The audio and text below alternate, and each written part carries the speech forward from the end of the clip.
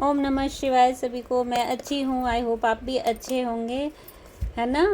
और personal paid readings open है, आप चाहें तो अपने स्लॉट्स बुक कर सकते हैं। प्रोफाइल पर आपको नंबर मिल जाएगा। एंड सेकंड थिंग है कि एक चैनलाइज मैसेज है, पता नहीं, मैंने डेक पकड़ा अभी, मुझे लगा कि कभी कभी ना हमारी ज़िद जो होती है वो हमें बहुत ज़्यादा नुकसान दे जाती है। मुझे नहीं मालूम कि किसके लिए है, इसलिए ज़िद छोड़िए और आपके मन में जो आ रहा है ना वो काम कर डालिए। आगे पीछे मत सोचिए, परिणाम ना सोचें, वो काम कर दें, बाकी ईश्वर के हाथ में छोड़ दें, ठीक है।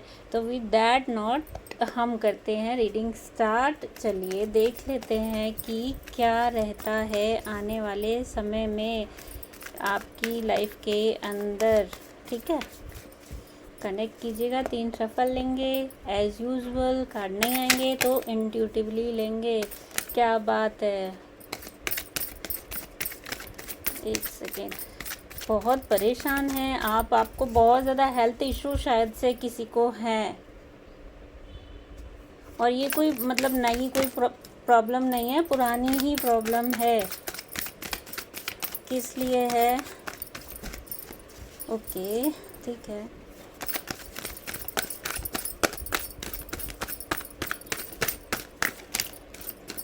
आई गॉट सफिशिएंट कार्ड, ठीक है।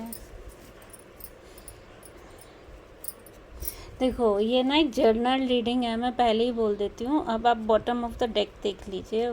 कुछ लोग बोलते हैं कि मैम आप बॉटम ऑफ द डेक नहीं बताते हैं, तो बॉटम ऑफ द डेक है आपका 9 ऑफ वैंड्स। तो पहला कार्ड था आपका 5 of pentacles, then 4 of cups. I hope card visible हो आपको, एक सेकेंड ना।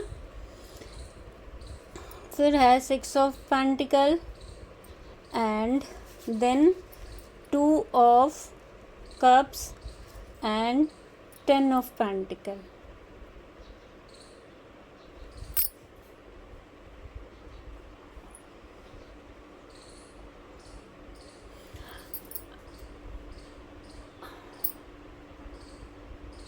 ये जो एनर्जी जो मुझे कैचन हो रही है वो है आपके लास्ट 6 मंथ की।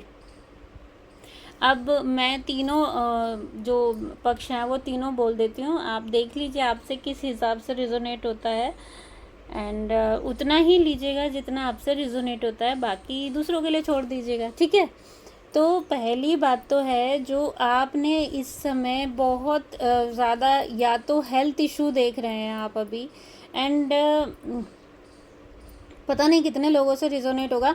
आपको लोअर पार्ट मतलब बिलो एब्डोमन आपको इश्यूज आ रहे होंगे, ठीक है। It is like slip disc, और नीज़ का कोई प्रॉब्लम, एंकल में कोई प्रॉब्लम आ रहा होगा।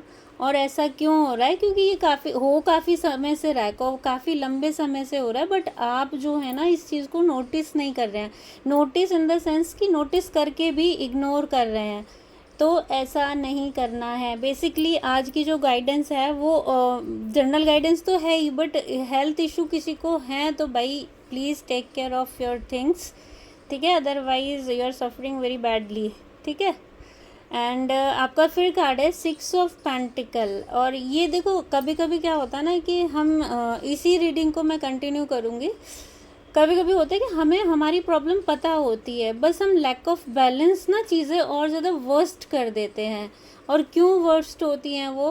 क्योंकि हम दूसरों से उम्मीद रखते हैं। दूसरों से उम्मीद रखना इन द सेंस कि हो जाएगा ठीक, ये कर लूँगा, उसका बताया हुआ ये नुस्खा है ना। In India everybody is a doctor ना। तो आपको इन सब चीज़ों से निकलना है और खुद की केयर करनी है। मुझे नहीं मालूम ये किसके लिए रीडिंग है। अगर आप अपना फ्यूचर बहुत ज़्यादा अच्छा चाहते हैं तो please just take care of your health, ठीक है। एंड आप बायस नहीं होना है, बायस होने से ना आपको दिक्कत होगा आने वाले समय में। ये पॉसिबल कि ये जो प्रॉब्लम है ये बढ़ जाए।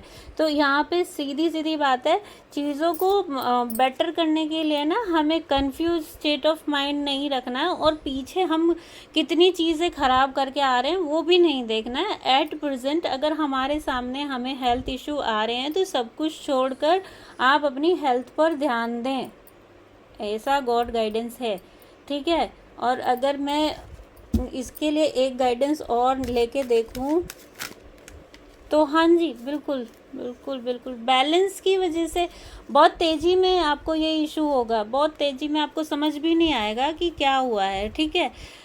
एंड अगर आपने केयर नहीं की तो फिर आपको एक कुछ बड़ा हार्म भी हो सकता है, ठीक है।